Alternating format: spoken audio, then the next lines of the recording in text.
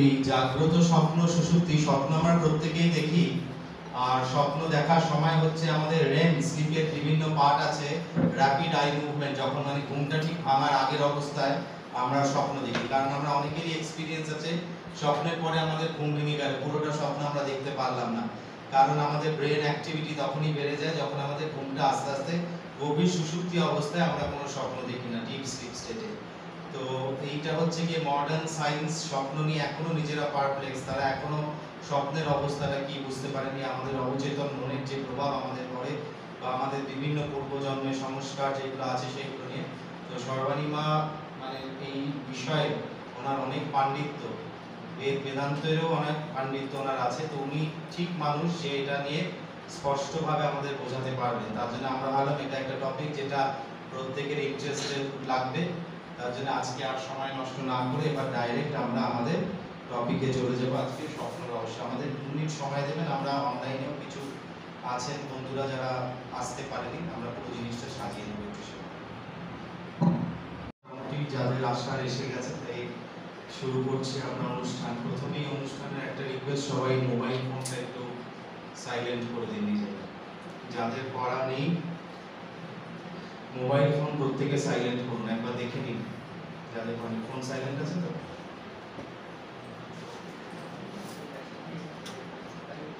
প্রথমে আজকে আমাদের একটা বই আমরা রিলিজ করব অফিসিয়ালি। তো সেটার জন্য আমরা একটু গুরু বন্দনা দিয়ে শুরু করব। গুরুদেবের ছবি আছে এখানে। গুরুদেব এখন আমেরিকায় আছেন, তার জন্য উনি ফিজিক্যালি এখন আসতে পারেননি, আর আমেরিকা থেকে ডাইরেক্ট হিমালয়ে ফেরত যাবেন। তার আগে কলকাতা ঘুরে গেছেন। বইটা লেখার প্রেক্ষাপটটা বলি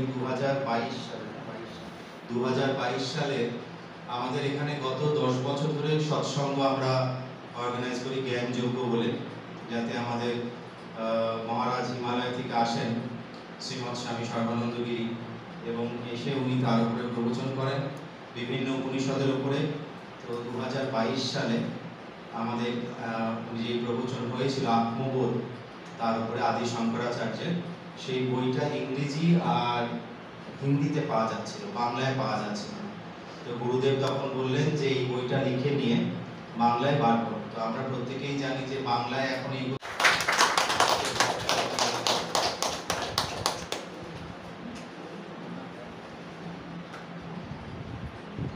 জাগ্রত স্বপ্ন সুষুপ্তি স্বপ্ন আমরা প্রত্যেকেই দেখি। আর স্বপ্ন দেখার সময় হচ্ছে আমাদের REM স্লিপের বিভিন্ন পার্ট আছে, র্যাপিড আই মুভমেন্ট, যখন মানে ঘুমটা ঠিক ভাঙার আগের অবস্থায় আমরা স্বপ্ন দেখি। কারণ আমরা অনেকেরই এক্সপিরিয়েন্স আছে স্বপ্নের পরে আমাদের ঘুম ভেঙে গেল, পুরোটা স্বপ্ন আমরা দেখতে পারলাম না। কারণ আমাদের ব্রেন অ্যাক্টিভিটি তখনই বেড়ে যায় যখন আমাদের ঘুমটা আস্তে আস্তে গভীর সুষুপ্তি অবস্থায় আমরা কোনো স্বপ্ন দেখি না, ডিপ স্লিপ স্টেটে। তো এইটা হচ্ছে গিয়ে মডার্ন সায়েন্স স্বপ্ন নিয়ে এখনো নিজেরা পারপ্লেক্স, তারা এখনো স্বপ্নের অবস্থাটা কি বুঝতে পারেনি। আমাদের অবচেতন মনের যে প্রভাব আমাদের পড়ে বা আমাদের বিভিন্ন পূর্বজন্মের সংস্কার যেগুলো আছে সেগুলো নিয়ে। তো সর্বাণীমা মানে এই বিষয়ে ওনার অনেক পাণ্ডিত্য, বেদান্তেরও অনেক পাণ্ডিত্য ওনার আছে। তো উনি ঠিক মানুষ যে এটা নিয়ে স্পষ্টভাবে আমাদের বোঝাতে পারবেন। তার জন্য আমরা ভাবলাম এটা একটা টপিক যেটা প্রত্যেকের ইন্টারেস্টেড লাগবে। তার জন্য আজকে আর সময় নষ্ট না করে এবার ডাইরেক্ট আমরা আমাদের টপিকে চলে যাবো। আজকে স্বপ্ন রহস্য। আমাদের 2 মিনিট সময় দেবেন, আমরা অনলাইনেও কিছু আছেন বন্ধুরা যারা আসতে পারেনি, আমরা পুরো জিনিসটা সাজিয়ে নেব একটু।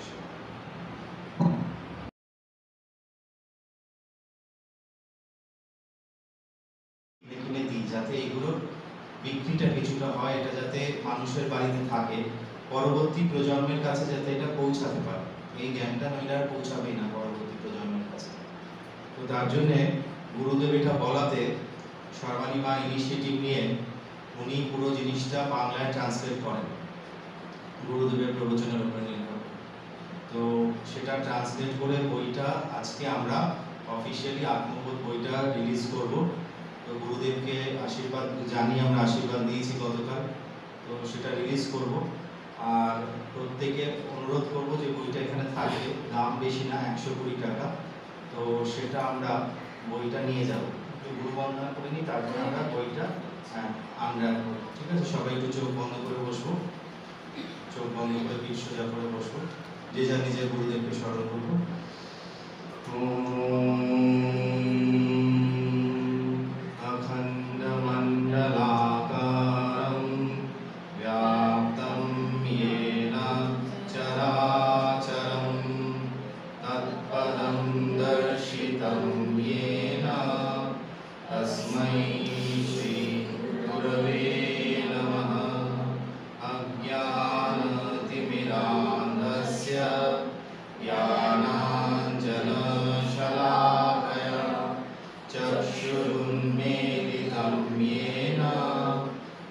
तस्मै श्री गुरवे नमः। गुरुर्ब्रह्मा गुरुर्विष्णु गुरुर्देवो महेश्वरः। गुरु साक्षात् परं ब्रह्म तस्मै श्री गुरवे नमः। मन्याथ श्री जगन्नाथ मद्गुरु श्री जगद्गुरु मदात्मा सर्वभूतात्मा तस्मै श्री गुरवे नमः।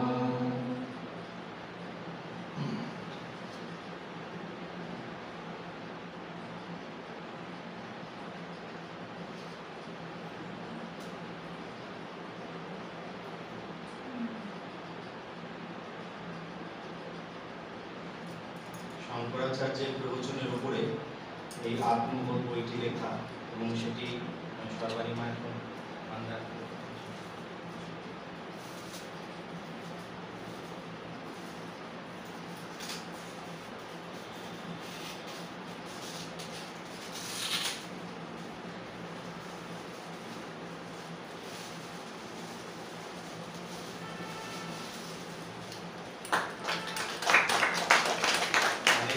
গত 2 বছর ধরে উনি নিরলস চেষ্টা করে গেছেন, মানে যেখানেই গুরুদেবের সাথে দেখা হয়েছে ট্রান্সলেশন করে এডিটিং করে কিছু প্রিন্টিং মিস্টেক হয়ে যায় করতে গেলে, মানে একজনের আমাদের চেষ্টা এত কাজের মধ্যে থেকে ওনার করা, তাই সেই ভুল ত্রুটি আপনারা ক্ষমা করে দেবেন। আর বইটা প্রত্যেকে পড়বেন। আত্মবোধ নিয়ে আমি সর্বাণী মাকে বলবো 2টো লাইন বলতে, অন্তত কিছুটা বলতে, তারপরে আমরা আজকে স্বপ্ন রহস্যে যাচ্ছি।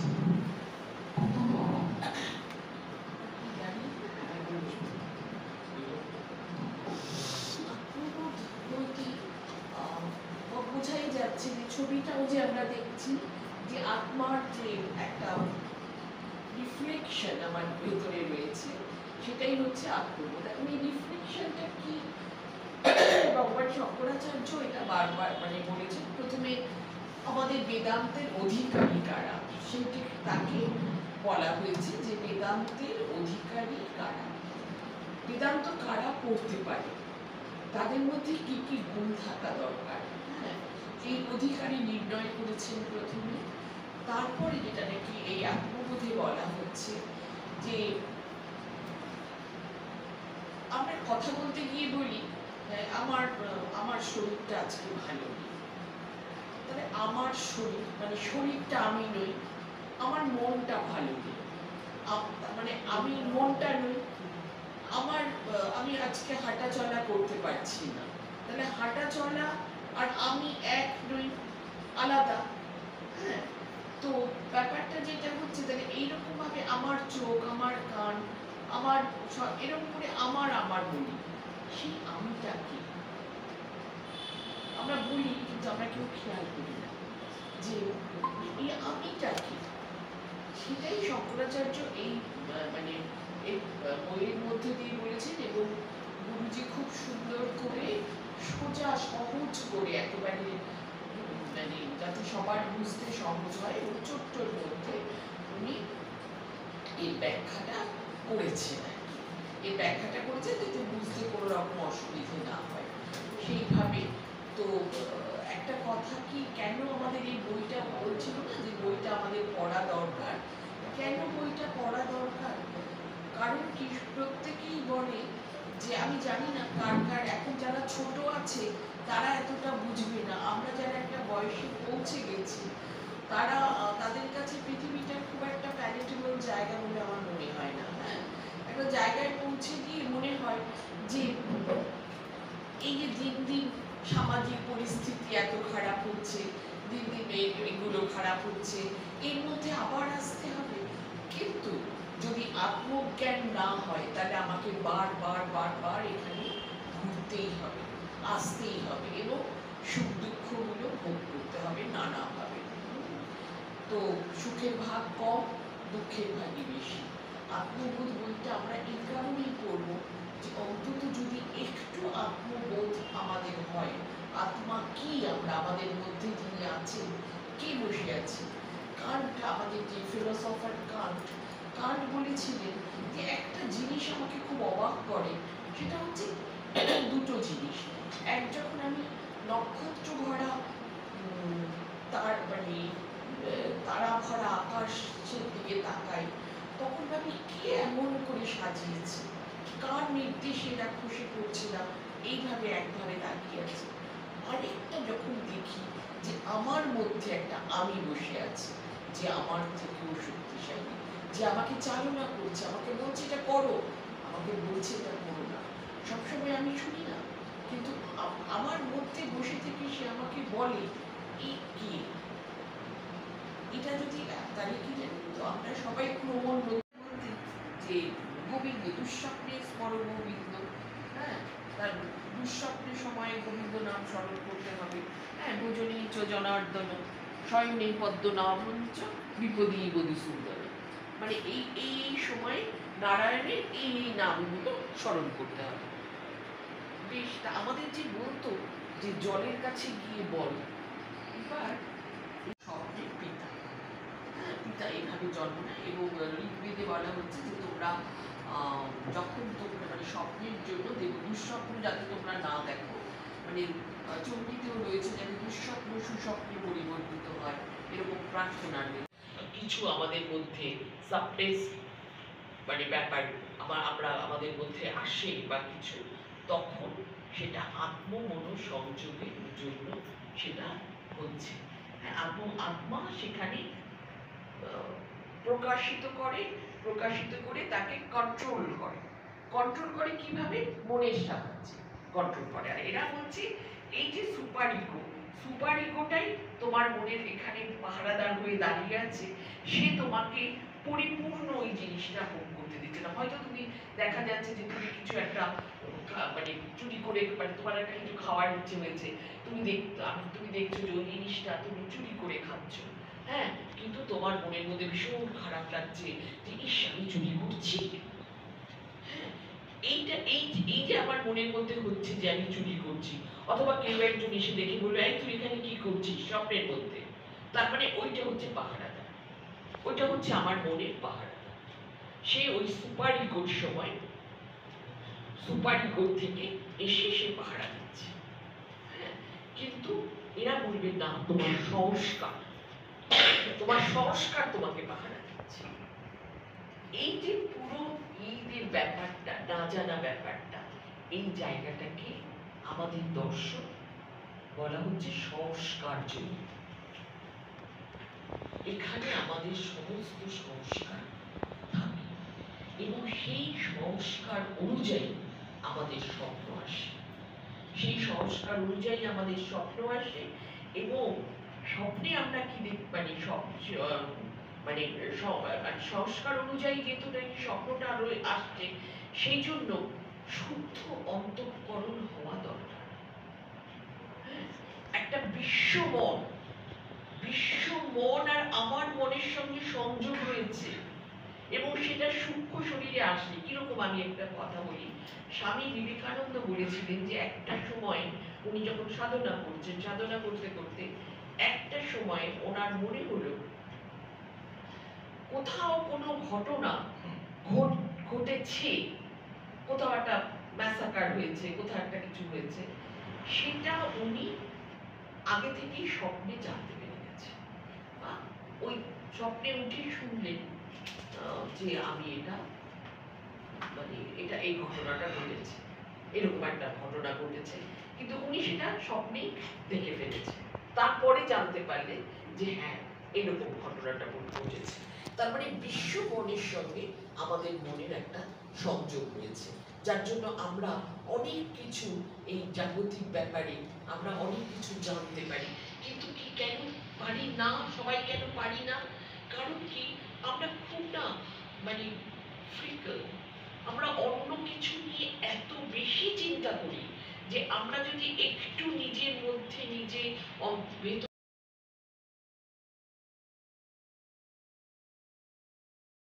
কিছু আমাদের মধ্যে সাবটেস মানে ব্যাপার আমরা আমাদের মধ্যে আসে বা কিছু, তখন সেটা আত্ম-মন-সংযোগের জন্য সেটা হচ্ছে।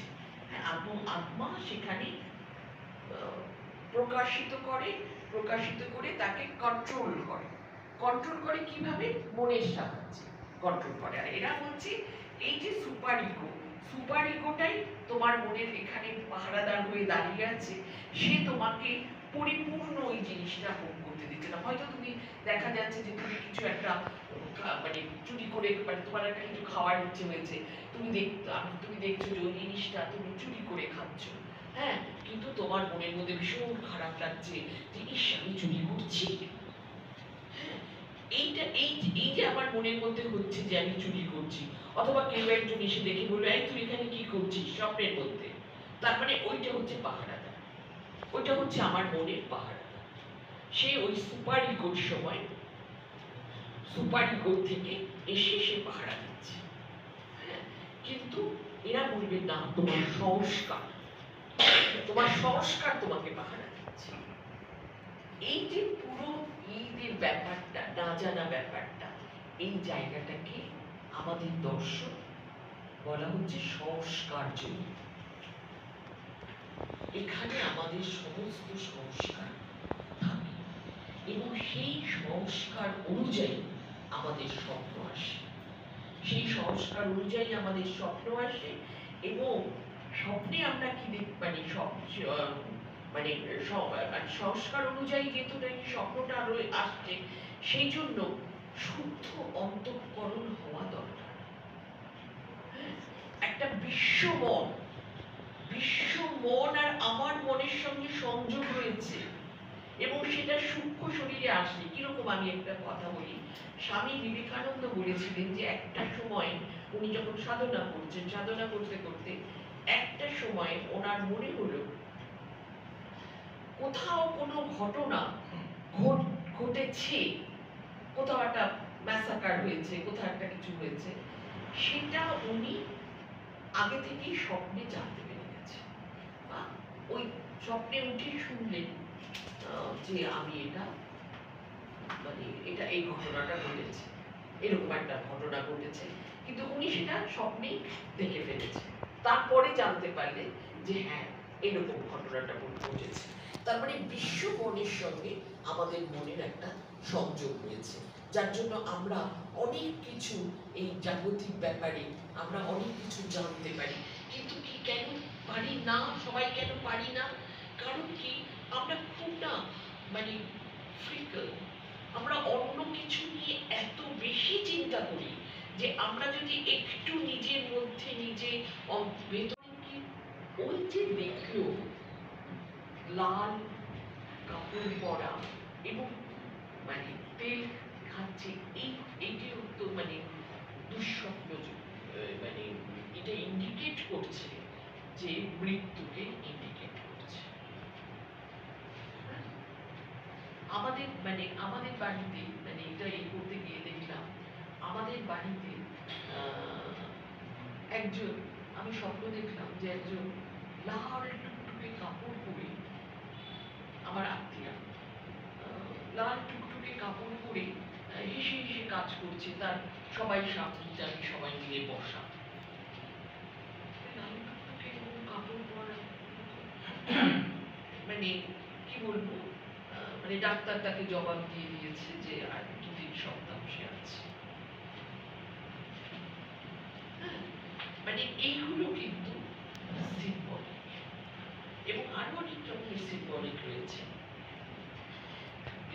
কিছু কিছু স্বপ্ন মানে নির্ধারিত করা হয়েছে যে এইগুলো দেখলে পরে তোমার খারাপ হবে, আর এইগুলো এই স্বপ্নে যদি এইগুলো আসে তবে তোমার ভালো হবে।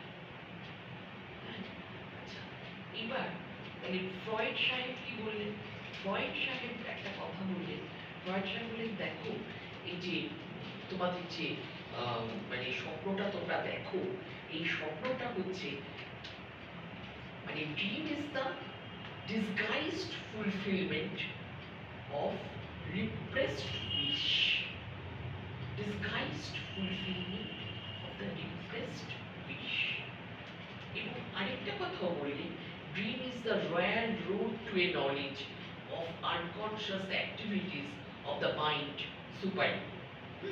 আচ্ছা, মডার্ন সাইকোলজিস্টরা ওই যেটা বললাম সিম্বলিকে ভাগ করেছে। হ্যাঁ, এখন কি বলা হচ্ছে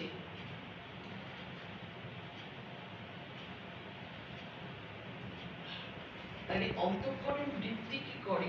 অন্তঃকরণের বৃত্তি যেগুলো মানে উপস্থাপিত হয়, এক একটা জিনিস আসে না, মানে আমাদের মনের মধ্যে যে চিন্তাটা আসে, যে ব্যাপারটা, ওটাকেই বৃত্তি বলা হচ্ছে। ওই বৃত্তিটা যখন মানে যেরকম আসে, ওটা কি করছে, ওই ওই বৃত্তি অনুযায়ী তোমার মনের মধ্যে থেকে যাচ্ছে যে কি হবে আর কি না হবে। কেমন কি, তোমার যেমন সংস্কার, তুমি যেমন সংস্কারে নিয়ে এসেছো এখানে, সেই রকম তোমার স্বপ্ন আসবে। স্বামী বিবেকানন্দ বলেছিলেন, মহিষের স্বপ্নে যদি ভগবান আসে তাহলে সে মহিষের মতো দেখতে, তাই তো? সেরকম তোমার স্বপ্নে তুমি যাকে, মানে তোমার স্বপ্নে তোমার সংস্কার অনুযায়ী তুমি স্বপ্ন দেখবে। এই জন্য সবসময় আমাদের শুভ সংস্কার তৈরি করার কথা বলছে, হ্যাঁ, যে শুভ সংস্কার তৈরি করো, তাহলে খারাপ জিনিসগুলো তুমি দেখবে না। কেন, এদের কথা অনুযায়ীও তোমার এই অনেকটা ভেতরে অনেক কিছু খারাপ জিনিস রয়ে গেছে, আর সংস্কার অনুযায়ী আমাদের কথা, আমাদের দার্শনিক তত্ত্ব অনুযায়ী, সংস্কার অনুযায়ী আমাদের অনেক কিছু রয়ে গেছে। এই জন্য শুদ্ধ অন্তঃকরণে যেগুলো প্রতিফলিত হয়, তার জন্য শুদ্ধ অন্তঃকরণ দরকার। শুদ্ধ অন্তঃকরণ ছাড়া সত্য, মানে স্বপ্ন, সত্য স্বপ্ন বা দেব স্বপ্ন বা ভালো স্বপ্ন, এইগুলো কিন্তু প্রকাশিত হয়। অদ্ভুত অদ্ভুত সমস্ত স্বপ্ন দেখা যায়, যে যেটা নাকি অন্নদা ঠাকুর বলে, যিনি নাকি ওই আদ্যাপীঠ তৈরি করেছেন, সেই তিনি তো স্বপ্ন জীবন নিয়ে একটা বই লিখে ফেললেন। তার জীবনে এত রকম ভাবে তিনি এই মন্দিরের নকশাটা তিনি স্বপ্নে দেখতে পেয়েছিলেন। হ্যাঁ, তারপরে তাকে স্বপ্নে দেখা বলল যে ইডেন গার্ডেন্স এর একটা গাছের তলায়, সেটাও ইন্ডিকেট করে দিল, ওইখানে তুমি মাতৃমূর্তি পাবে। তারপরে স্বপ্নে দেখা গেল সেই মাতৃমূর্তিকে তিনি বললেন, কথা না বলে গিয়ে মাতৃমূর্তি তুলে নিয়ে আসলেন, লোক নিয়ে গিয়ে রাত্রিবেলায় তুলে নিয়ে এসে যখন রাখলেন, তখন এখন আদ্যাপীঠের যে মূর্তিটি রয়েছে, সেই মূর্তি ছোট পেয়েছিলেন। তিনি বললেন, ওখানে আমাকে কে ফেলে রেখে গিয়েছিল। আবার স্বপ্ন দেখলেন যে ওটা আমাকে বিসর্জন দাও। তখন উনি বললেন যে না, আমি বিসর্জন দেব না, আমি রেখে দেব। তখন আবার সাংঘাতিক হয়ে এসে বললেন যে তোমাকে বিসর্জন দিতেই হবে, তুমি ছবি তুলে রেখে তুমি বিসর্জন দাও, মানে এত ডিটেইল স্বপ্ন, তুমি ছবি তুলে রেখে বিসর্জন দাও, তাহলে তুমি সেইটা দেখে তোমার মূর্তি তৈরি করবে। তখন উনি সেটাকে বিসর্জন দিয়ে এলেন, এবং স্বপ্নে উনি 3টে মন্দির দেখেছিলেন। তার মধ্যে এই মন্দিরটা করতে কম পয়সা লাগবে বলে উনি এই মন্দিরের নকশাটাকে বলেছিলেন আর সাজেস্ট করেছিলেন। কাজে এই যে শুদ্ধ অন্তঃকরণের মধ্যে এই ধরনের স্বপ্ন আসছে। ভেঙে গেল। ভরত তখন বললেন যে নিশ্চয়ই একটা অঘটন ঘটেছে, হয় রামের কিছু হয়েছে, নয় আমার বাবার কিছু হয়েছে, আমার পিতার কিছু হয়েছে, না হলে পরে আমি এরকম স্বপ্ন কেন দেখি। এই স্বপ্নটাকে এরা বলছে টেলিপ্যাথেটিক স্বপ্ন। বলছে কিরকম টেলিপ্যাথেটিক? ওরা ঢুকছে এই কথাটা বলার জন্য, 5 জন দূত ঢুকছে এই কথাটাকে বলার জন্য, আর ভরত এই দূতদের দেখে ভাবছে যে অযোধ্যার কথা। তাহলে কি বলি, ওই টেলিপ্যাথি, ওই দুজনের মনঃসংযোগের জন্য ভরত এরকম একটা দুঃস্বপ্ন দেখে। এটাকে বলা হচ্ছে টেলিপ্যাথিক স্বপ্ন। এখন সিম্বলিক, সবার 1 ঘন্টা হয়ে গেল, সবার একটু ঘুম পেয়ে যাচ্ছে, এক নাগারে বলতে বলতে শুনতে শুনতে। চায়ের ব্যবস্থা হচ্ছে। আচ্ছা, এবার হচ্ছে যেটা, যে সিম্বলিক